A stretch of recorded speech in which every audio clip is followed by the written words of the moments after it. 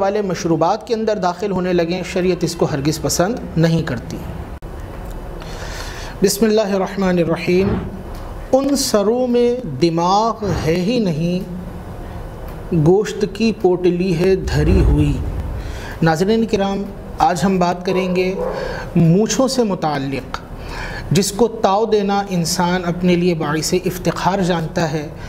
اور وہ لوگ جو مونچھیں بڑھانے والے ہیں وہ اس کی نگہداشت، اس کی کیئر کے اوپر بڑی توجہ دیا کرتے ہیں۔ مونچھ کو اپنے لیے باعث عزت تصور کیا جاتا ہے،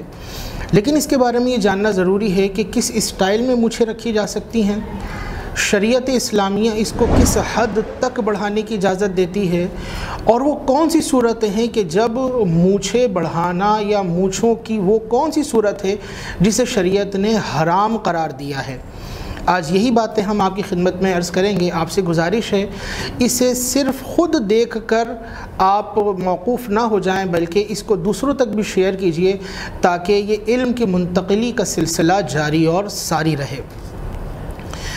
مونچھوں کے بارے میں شریعت اسلامیہ کی بنیادی تعلیم یہ ہے کہ مونچھیں پست کرو اور داڑھیوں کو معافی دو۔ پست کتنی کی جائیں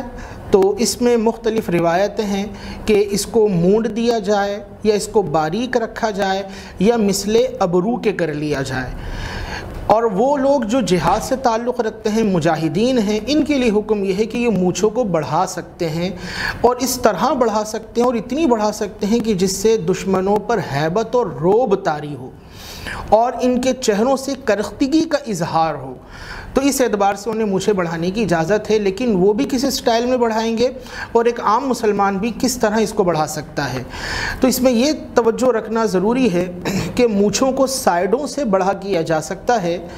اور سائیڈوں سے آپ نے دیکھا ہوگا لوگ اپنی مونچھوں کو اس طرح گھما بھی رہے ہوتے ہیں۔ جس طرح خواتین کی زلفوں سے متعلق شاعروں کی شاعری وابستہ ہے، اسی طرح مردوں کی مونچھوں سے متعلق بھی شعراء کے کلام موجود ہیں۔ بلکہ مجھے ایک قول یاد آ رہا ہے، کسی نے کہا کہ اگر آپ کی مونچھیں ہیں تو یہ آپ کے لیے بڑی فائدہ مند ہے اس صورت میں کہ جب آپ کو غصہ آئے، کہ اگر آپ دشمن کا گلا نہیں دبا سکتے، اس کی گردن نہیں مروڑ سکتے، تو اپنی مونچھوں کو مروڑ کر ہی اپنا غصہ نکالا جا سکتا ہے۔ بہرحال یہ کسی کا قول ہے، ہم یہ نہیں کہیں گے کہ کسی کی گردن مروڑی جائے یا اپنی مونچھوں کو مروڑ کے غصہ نکالا جائے کہ میں یوں کر دوں گا، بلکہ قرآن نے تو یہ تعلیم دی ہے کہ وَالْكَاظِمِينَ الْغَيْظَ وَالْعَافِينَ عَنِ النَّاسِ، غصے کو پی جانے والے اور لوگوں کو معاف کر دینے والے ہی اللہ کی بارگاہ میں پسندیدہ بندے ہیں۔ تو خیر، بات چل رہی تھی مونچھوں کے حوالے سے، تو سائیڈوں سے بڑھایا جا سکتا ہے، لیکن یہ بھی اتنی نہ بڑھائی جائیں کہ سامنے والے کو دیکھنے پر وحشت پیدا ہو جائے یا وہ سامنے والے کو وحشی تصور کرنا شروع کر دے۔ اچھا، مونچھیں دوسری جو جہت ہے سائیڈوں کے برخلاف اس کو نیچے کی طرف بڑھانا، تو بعض ہمارے نوجوان ہوتے ہیں کہ جو بڑی مونچھوں کو دیکھ کر اٹریکٹ ہوتے ہیں، چوڑی مونچھوں کو دیکھ کر اٹریکٹ ہوتے ہیں، لیکن ان کے جو اپر لپ ہیں وہ چوڑے نہیں ہوتے، وہ باریک ہوتے ہیں، جس کی بنا پر اوپر مونچھیں باریک ہی آتی ہیں، چوڑی نہیں آتی، لیکن وہ اس اسٹائل کو فالو کرنے کے لیے یہ کرتے ہیں، اسے نیچے کی جانب بڑھنے دیتے ہیں، اور وہ نیچے جو لب ہیں اس کو گھیر لیتی ہیں، بلکہ بعض اوقات تو ایسا ہوتا ہے اوپر کا ہونٹ ہی مونچھوں سے چھپ جاتا ہے، کہ جس طرح دلہن یا خاتون جو ہے وہ گھونگھٹ میں رہا کرتی ہے، تو ان کے اوپری لب یہ مونچھوں یا اوپری جو مونچھوں کے بال ہیں اس کے گھونگھٹ میں رہا کرتے ہیں۔ یاد رکھیے، اس طرح مونچھوں کو بڑھا لینا کہ وہ بڑھیں، اور جب انسان پانی پیے تو وہ اس پانی میں